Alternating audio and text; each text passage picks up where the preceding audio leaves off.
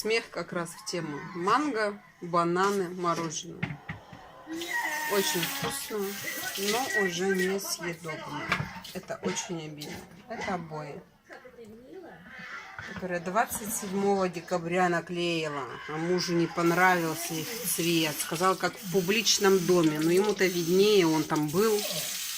А вообще я подбирала просто цветовую гамму под мой потолок.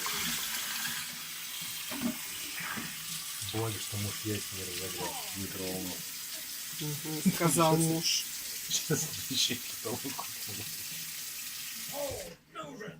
Ну капец, короче, ребят, у меня сломался комбайн.